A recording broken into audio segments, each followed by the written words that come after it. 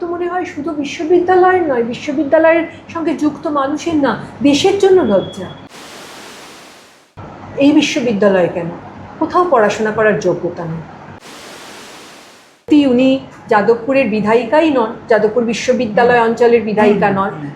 ওনার যে বিধানসভার যে গণ্ডি, সেটা পাঁচিল পেরোলে কারা শিক্ষা প্রতিষ্ঠানে ভাঙচুর করে তারা দেশদ্রোহী।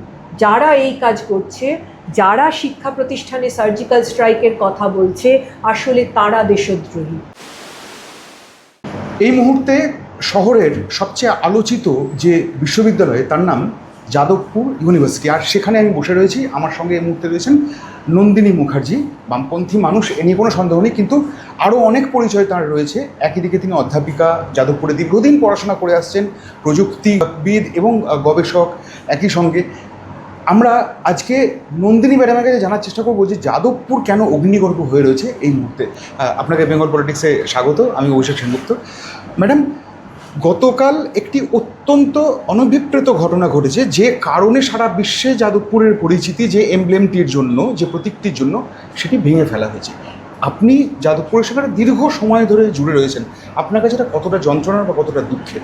দেখুন, যাদবপুর ইউনিভার্সিটি তৈরি হওয়ার পেছনের যে ইতিহাস, সেটা যারা জানেন তারা প্রত্যেকেই বলবেন যে এটা মানে শুধুমাত্র যাদবপুরের লোকজন, মানে বিশ্ববিদ্যালয়ের লোকজনের কাছে যন্ত্রণার বা বেদনাদায়ক তা নয়, কিন্তু এটা সামগ্রিকভাবে দেশের মানুষের কাছে বেদনা। কারণ যাদবপুর বিশ্ববিদ্যালয় জন্মেছে, লজ্জারও বলতে হবে, লজ্জার অবশ্যই। যাদবপুর বিশ্ববিদ্যালয় জন্মগ্রহণ করেছে জাতীয়তাবাদী আন্দোলনের মধ্যে দিয়ে, যে একটা সময় স্বাধীনতা আন্দোলন, সেইখানে আমাদের দেশের মানুষের জন্য শিক্ষা ব্যবস্থা, এই যখন ব্রিটিশ সাম্রাজ্যের যখন আমাদের দেশ পরাধীন, ব্রিটিশ সাম্রাজ্যের অধীনে, সেই সময় যখন ব্রিটিশের যে শিক্ষা ব্যবস্থা, ব্রিটিশদের নিয়ে আসা যে শিক্ষা ব্যবস্থা, ইঞ্জিনিয়ারিং শিক্ষা, সেটা যখন অন্যান্য দেশের অন্যান্য কলেজের মধ্যে সেই সমস্ত শিক্ষা চলছে, তখনই যাদবপুর বিশ্ববিদ্যালয়ের আগে এনসিই বেঙ্গল তৈরি হলো এই পরিকল্পনা নিয়ে যে আমাদের দেশের মানুষের জন্য, দেশের মানুষদের অধ্যাপনায় যে শিক্ষা ব্যবস্থা তৈরি হবে দেশের প্রয়োজনে, সেইটা হবে এনসিই বেঙ্গলের থ্রু দিয়ে। এবং সেই জেনেসিস থেকেই কিন্তু যাদবপুর বিশ্ববিদ্যালয়ের প্রতিষ্ঠা। যাদবপুর বিশ্ববিদ্যালয়ের জন্য যে কারণে কবিগুরু রবীন্দ্রনাথ ঠাকুরের, মানে যাদবপুর বিশ্ববিদ্যালয় তখনও তৈরি হয়নি, এনসিই বেঙ্গল বঙ্গভঙ্গ আন্দোলনের পরবর্তীকালে যখন তৈরি হচ্ছে, কবিগুরু রবীন্দ্রনাথ ঠাকুরের কথা আমরা জানি। সেই সময় বিভিন্ন যারা মনীষী, তাদের কথা আমরা জানি। বিশেষ করে এই যে এমব্লেম, সেটা কাল থেকে আমরা বারবার করে আমাদের অন্যান্য অধ্যাপকরা বলছেন, যেটা নন্দলাল বসুর আঁকা, তৈরি করা, তার কল্পনা থেকে এই এমব্লেমটা তৈরি হয়েছে। সুতরাং এটা শুধুমাত্র যে যাদবপুর বিশ্ববিদ্যালয়ের এমব্লেম তা নয়, আমাদের দেশের শিক্ষা ব্যবস্থা যে গড়ে উঠেছে, তার যে প্রেরণা এই এমব্লেম থেকেই এসেছে। তার যে এই যে প্রতীক, সেই এমব্লেম, এই এমব্লেম থেকে প্রদীপ প্রজ্বলিত হচ্ছে, যে পদ্ম ফুলের মতো যে এমব্লেম, সেই জায়গাটা তো এসেছে আমাদের দেশকে ভালোবাসা, জাতীয় যে শিক্ষা, সেটা গড়ে ওঠা, তার মধ্যে দিয়ে এসেছে। সুতরাং এটা তো লজ্জা। আমার তো মনে হয় শুধু বিশ্ববিদ্যালয়ের নয়, বিশ্ববিদ্যালয়ের সঙ্গে যুক্ত মানুষের না, দেশের জন্য লজ্জা। সমস্ত দেশকে যারা ভালোবাসে তারা আজকে যন্ত্রণা পীড়িত আর কি, তারাই আজকে লজ্জিত। আমার তো তাই মনে হয়। ম্যাডাম, একটা জিনিস আপনি বলুন, এই যে এটা একটা লজ্জার জায়গা আপনি বলছেন, খুব স্বাভাবিকভাবেই যে ঘটনা ঘটেছে নিয়ে কোনো সন্দেহ নেই, কিন্তু এটা ঘটালেন যারা, তারাও তো ছাত্রই, তারাও তো ছাত্র সংগঠনের রিপ্রেজেন্টেটিভ, তারা এবিভিপি। এবার সেটা তো আমি বলতে পারবো না, মানে যাদের ছবি আমরা ভিডিওতে দেখতে পাচ্ছি, আপনি বলুন যে আপনাদের সবাই এই ছবিটা সমস্ত সংবাদ মাধ্যম দেখিয়েছে, ওই এমব্লেমের উপর যে উঠে দাঁড়িয়েছে পা দিয়ে, যে উঠে দাঁড়িয়ে গেট টপকানোর চেষ্টা করছে, তারা কি ছাত্র? তার সঙ্গে কি কোনো ছাত্রের পরিচয় আছে? আমি তো জানি না। যে ওই আমাদের ঐতিহ্যবাহী অরবিন্দ ভবনের সামনে যে আগুন জ্বালিয়েছিল তার আগের দিন, মানে 20 তারিখ ভোর রাতে, 19 তারিখ রাত শেষ হওয়ার পর যে আগুন জ্বালিয়েছে, সে কি ছাত্র? আমি জানি না। যদি ছাত্র হয়েও থাকে, আমি বলতে পারি যে তার এই বিশ্ববিদ্যালয় কেন, কোথাও পড়াশোনা করার যোগ্যতা নেই। কর্তৃপক্ষ যে কোনো বিশ্ববিদ্যালয়, যে কোনো কলেজ, যে সে যদি কোনো রেজিস্টার্ড স্টুডেন্ট হয়, সে বা তারা, তাহলে কর্তৃপক্ষের ব্যবস্থা নেওয়া উচিত তাকে ইমিডিয়েটলি বহিষ্কারে। আমি তাকে ছাত্র হিসেবে কখনোই স্বীকার করতে চাই না। আচ্ছা ম্যাডাম, একটা প্রশ্ন একই সঙ্গে উঠে আসছে। আপনি যে ভোর রাতের কথাটা বললেন, সেদিন রাত্রেবেলা বিধায়িকা এসেছিলেন, যিনি এই অঞ্চলের বিধায়িকা নন, তিনি যাদবপুরের বিধায়িকা সর্বরী মুখার্জি এসেছিলেন, এবং এখানে এসে তিনি বলে গিয়েছিলেন যে যে গভর্নিং বডি মিটিংটা চলছে সেটি নিয়ম বহির্ভূত, আইন বহির্ভূত একটা বিষয় চলছে, এবং তারপরেই তিনি কার্যত হুমকি দেন সুজন চক্রবর্তী, সৃজন ভট্টাচার্য, মানে বাম নেতাদেরকে তাদের উদ্দেশ্যে নানান কথাবার্তা বলেন। এই যে একজন বিধায়িকা নেমে পড়লেন পুরো ওভারঅল বিষয়টা নিয়ে, এবং তিনি সেখানে বলেছিলেন যে ভিডিও দেখা যাচ্ছে যে এই মানে মানুষজনের যে ঝাঁপিয়ে পড়া, যে লড়াই শুরু হয়ে যেটা থামবে না, এটা কোথাও কি আপনার মনে হচ্ছে যে শুধুই এক বিধায়িকার পরিস্থিতি খতিয়ে দেখার জন্য আসা নয়, তার সঙ্গে আরও অন্য কিছু জড়িয়ে রয়েছে? অবশ্যই, কারণ দেখুন, প্রথম কথা হচ্ছে উনি প্রথম থেকে যে সমস্ত কথা বলে এসেছেন, আমি যেটুকুনি শুনেছি, সেগুলো হয় অর্ধসত্য বা অসত্য কথা। যেমন উনি বলছেন গভর্নিং বডি, আপনি বললেন জিবি, আমরা মানে আমাদের ছাত্ররা তো আজকে জিবি করছে না। আমি এখানে ঢুকেছি থেকে জিবি দেখে আসছি, তাও প্রায় ধরুন আমি নিজে ছাত্র ছিলাম আজ থেকে প্রায় 37 বছর আগে, হয়তো 36-37 বছর আগে। এখানে আমার পোস্ট গ্রাজুয়েশন এখান থেকে, যাদবপুর বিশ্ববিদ্যালয় থেকে, এবং তারপরে আমি অধ্যাপনা করছি, তাও প্রায় 33-34 বছর হলো। তো জিবি তো আমরা তখন থেকে দেখে আসছি। জিবি মানে গভর্নিং বডি না, general body meeting. General body meeting ছাত্ররা, সমস্ত ছাত্ররা মিলে একসঙ্গে একটা মিটিং করে, এবং এটা খুব আমাদের যাদবপুরে অন্তত, আমি অন্যান্য জায়গায় বলতে পারবো না, কিন্তু যাদবপুরে অন্তত খুব নর্মাল ফর্ম অফ মিটিং ছাত্রদের। তারা যখন নিজেরা আলোচনা কিছু করতে চায়, তারা জিবি ডাকে। এই জিবিটা কোনো ফর্মাল তার স্ট্রাকচার আছে তাও নয়। কখনো যখন ইউনিয়ন নির্বাচন রেগুলারলি হতো, তখন অনেক সময় ইউনিয়নের পক্ষ থেকে জিবি ডাকা হতো, জেনারেল বডি মিটিং। এখন যেটা, যেহেতু 2020 সালের পর ইউনিয়ন নির্বাচন হয়নি, ছাত্র সংসদ প্রায় কোনো তার কার্যকারিতা নেই, সুতরাং ছাত্ররা যেটা করে, তাদের তো কোনো মানে কর্তৃপক্ষের কাছে কোনো কথা বলার মতো কেউ নেই, প্লেসমেন্ট নিয়ে কোনো সিদ্ধান্ত নিতে গেলে সেখানেও কেউ নেই, কোথাও কোনো ফর্মাল জায়গাই নেই তাদের। সুতরাং তারা কি করবে? তারা জেনারেল বডি মিটিং ডাকে, দিয়ে সেখানে তারা সিদ্ধান্ত করে। আমি তো মনে করি অত্যন্ত গণতান্ত্রিক একটা জায়গা এটা, গণতান্ত্রিক পদ্ধতি এটা, যে সবাই মিলে একত্রিত হয়ে সিদ্ধান্ত নেওয়া।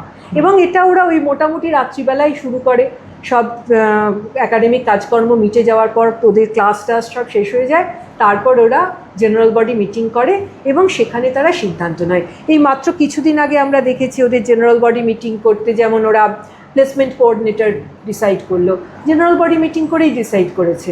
এরকম অনেক কিছু ক্ষেত্রে, যেমন ওরা আইসিসি ইলেকশনে ক্যান্ডিডেট ডিসাইড করলো, সেখানেও কিন্তু তারা জেনারেল বডি মিটিং করেই ক্যান্ডিডেট ডিসাইড করেছে। এবং সেটা যে শুধু আমাদের ইঞ্জিনিয়ারিং ছাত্ররা করে তা নয়, আর্টসের ছাত্ররা করে, সায়েন্সের ছাত্ররা করে, আলাদা আলাদাভাবে করে, আবার একত্রিত হয়ে করে, আবার কখনো তারা ছোট কোনো ফর্মে একটা করে, হয়তো কোনো একটা বিশেষ ডিপার্টমেন্ট করলো জেনারেল বডি মিটিং। এটা হচ্ছে খুব সাধারণ একটা মিটিংয়ের কথা, কোনো অবস্থাতেই আইন বা নিয়ম বহির্ভূত নয়। তার সঙ্গে কোনো মানে, যেহেতু ওদের এই মুহূর্তে কোনো প্ল্যাটফর্ম নেই, সুতরাং ওরা একটা গণতান্ত্রিক পদ্ধতি নিজেদের মতো করে নিয়ে করে। এটা আজকে বলে না, আমি বলছি তো, আমি যখন ছাত্র সেই সময়, মানে আজ থেকে 37-38 বছর আগে, তার আগেও নিশ্চয়ই ছিল। সুতরাং এত বছর ধরে জেনারেল বডি মিটিং চলছে। ছাত্র সংসদ নির্বাচন হলে, ছাত্র সংসদ থাকলে ছাত্র সংসদের পক্ষ থেকে ডাকা হয়। যেহেতু এখন ছাত্র সংসদ নেই, তাই ওরা নিজেদের মতো একটা এই পদ্ধতি বেছে নিয়েছে। এখানে নিয়মের কোনো জায়গাই নেই, মানে এই যে কথাটা বলা হচ্ছে। এবং তারপরে সেখানে আরও অনেক কথা উনি বলেছেন। সত্যি উনি যাদবপুরের বিধায়িকাই নন, যাদবপুর বিশ্ববিদ্যালয় অঞ্চলের বিধায়িকা নন। ওনার যে বিধানসভার যে গণ্ডি, সেটা পাঁচিল পেরোলের। আচ্ছা, এইটা হচ্ছে কসবা কনস্টিটিউয়েন্সি, দক্ষিণ কলকাতা লোকসভার মধ্যে পড়ে। আমি এখানে অ্যাকচুয়ালি প্রার্থী ছিলাম কোনো একটা দুবার, হ্যাঁ দুবার, এবং সেই সময় যাদবপুর বিশ্ববিদ্যালয় ছিল। না, এটা দুবার দাঁড়িয়েছি হচ্ছে লোকসভায়, হ্যাঁ। মমতা বন্দ্যোপাধ্যায় তখন লোকসভায় দাঁড়াতেন না, না, আপনি যখন 2011-তে দাঁড়িয়েছিলেন সেইটা বিধানসভা? হচ্ছে বিধানসভা উপনির্বাচন ভবানীপুরে, হ্যাঁ। এটা না। আচ্ছা আচ্ছা। কিন্তু আমি যখন লোকসভা দুবার দাঁড়াই, হ্যাঁ। তখন এই কনস্টিটুয়েন্সি, এই যাদবপুর এই বিশ্ববিদ্যালয় অঞ্চল, সেটা দক্ষিণ কলকাতা লোকসভার অংশ ছিল, কারণ আমি এখানে প্রচারও করেছিলাম, ভোটও পেয়েছিলাম অবশ্যই। সেটা তো আলাদা প্রসঙ্গ। সুতরাং এটাও উনি জানেন না যে ওনার গণ্ডিটা কোথায় শেষ হচ্ছে। গণ্ডি পেরিয়ে এসে কথা বলছে, এবং গণ্ডি পেরোতে গিয়ে উনি সব কিছুতে গণ্ডি পেরিয়ে গেলেন। গণ্ডি পেরিয়ে গিয়ে আমাদের ছাত্রদের দেশদ্রোহী বললেন।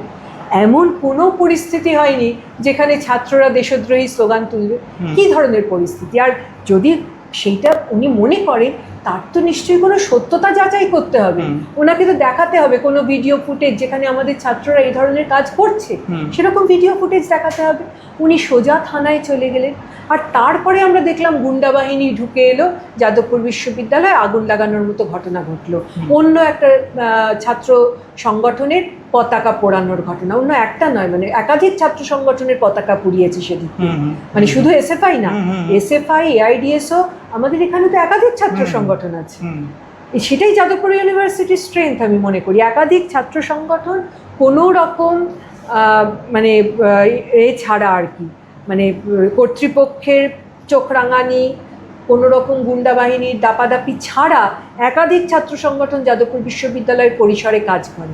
সুতরাং আমরা তো মনে করি যে এটা আমাদের একটা স্ট্রেংথের জায়গা, এবং সেই একাধিক ছাত্র সংগঠনের পতাকা পোড়ানো হলো, আগুন জ্বালানো হলো অরবিন্দ ভবনের সামনে, যেটা আমাদের ঐতিহ্যমণ্ডিত বাড়ি, যেখানে আমাদের সমস্ত ডোনার যারা এই বিশ্ববিদ্যালয় সৃষ্টি করেছেন, তৈরি করেছেন, তাদের সবার নাম লেখা আছে।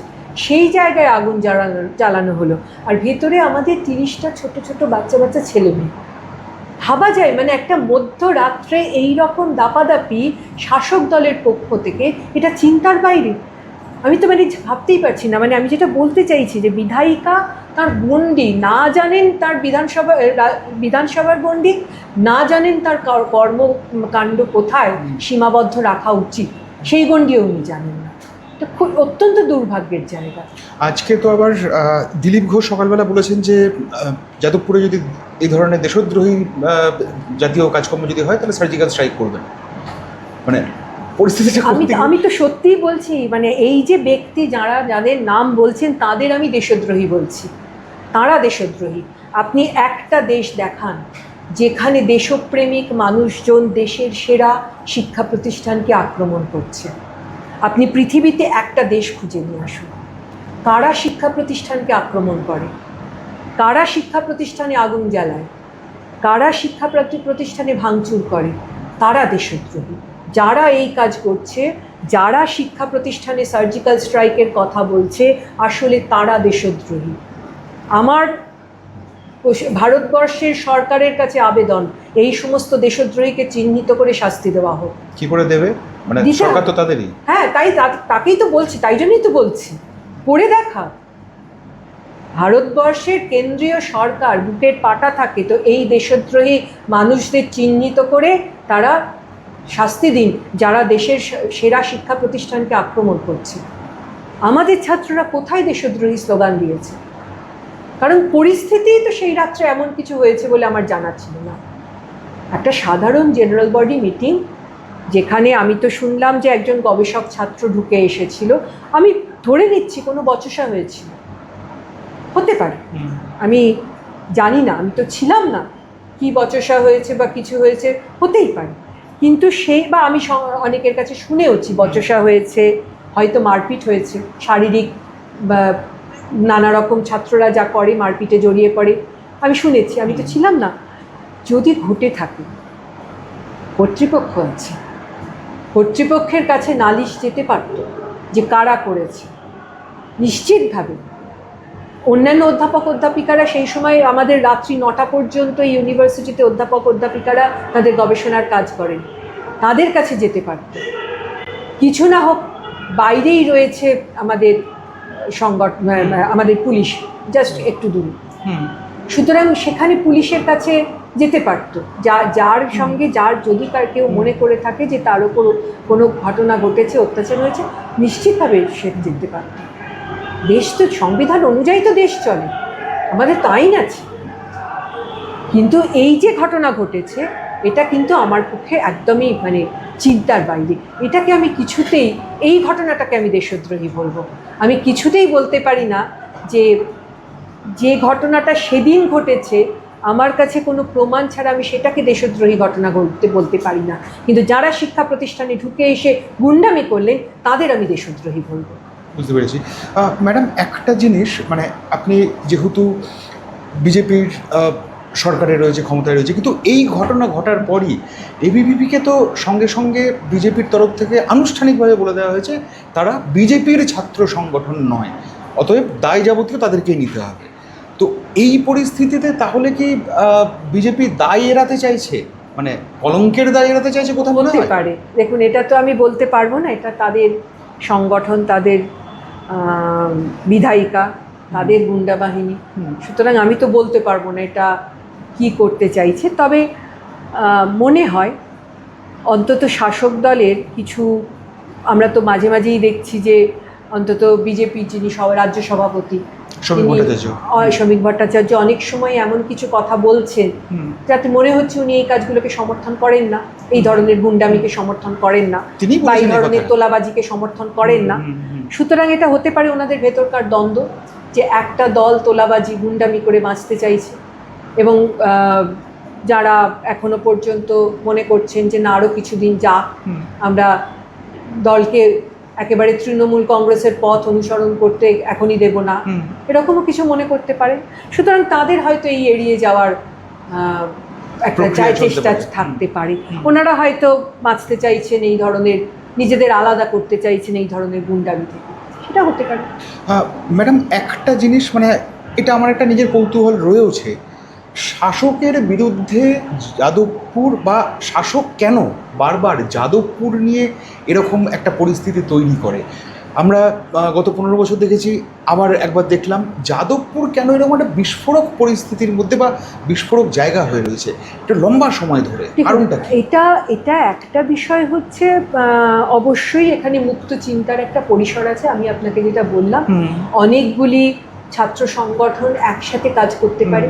আপনি পশ্চিমবঙ্গের অন্যান্য কলেজে দেখবেন একটি ছাত্র সংগঠন সেই শাসক দলের যদি হয় সেই সমস্তটা কবজা করে রেখে দেয়, বাকি ছাত্র সংগঠনগুলোকে মাথা তুলে দাঁড়াতে দেয় না।